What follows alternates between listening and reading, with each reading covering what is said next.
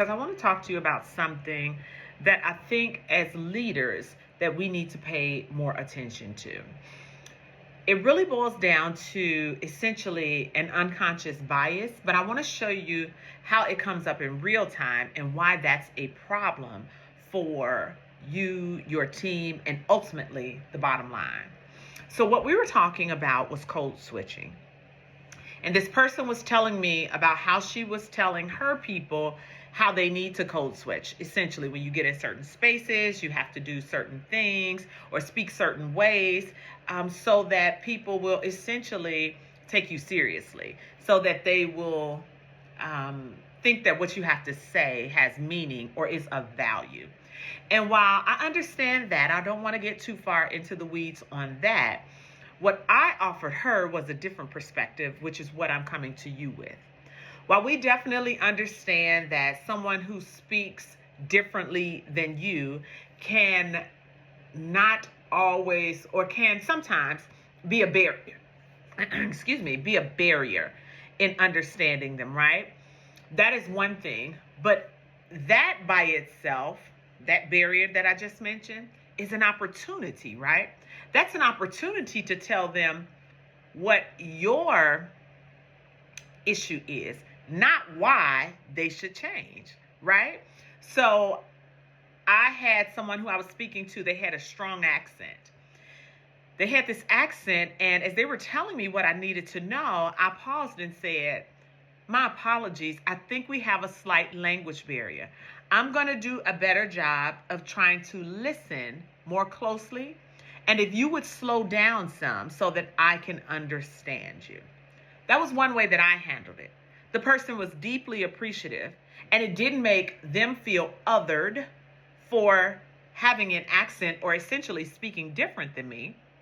And it kept us at a point in the conversation where they still wanted to help me, right?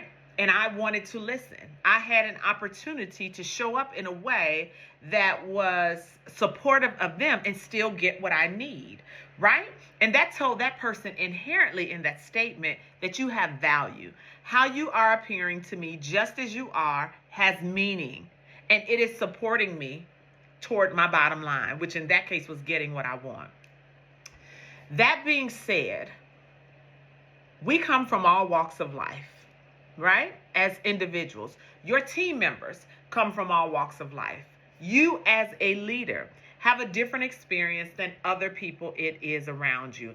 And all of that is good and necessary, right? There's research that backs how it is beneficial for people with varying backgrounds, diversity essentially. Helps to improve the bottom line. It creates perspectives that you didn't think of. It puts into consideration options that you just didn't know about, right? That you didn't know were there. It educates you in ways that you hadn't been before, right? So it's an opportunity to capture or cultivate relationship or capture that customer or that person who is coming in for service, right? There's an opportunity there for that. So back to this story where I was telling this friend that I was speaking to. While indeed it is, I hear that there is space that you can tell people, hey, you need to adjust how you talk when you walk in those rooms. It is incumbent upon us to see the value in talking to them just as they are, and not to require that for you to see that they have value. Because oftentimes, actually far too many times, and this is based on experience of me going into different situations and organizations, and in some cases, I've been that person as well. But it is incumbent upon us to understand and to remove the bias that if it doesn't sound a certain way, or if they aren't speaking a certain way, or if they don't show up even looking a certain way, that they still have value and they are worthy of respect just as they are, even if they don't concede or conform to what it is that is most comfortable for you audibly or aesthetically, right? So now I'm talking about that from someone who consumes whatever services it is that you are providing for them. I also want you to be aware of that as someone that gives that, meaning your team members. These are people within your organizations that, again, come from varying backgrounds and experiences. And we want that to feel valued, seen, and heard.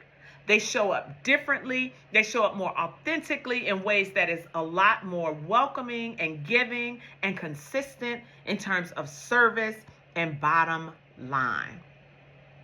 So I want you to think about that next time. Is it that someone needs to change in order to make you more comfortable? Or can you take accountability that you need to do better at listening and removing the barriers in your mind in some cases so that you can meet them where they are?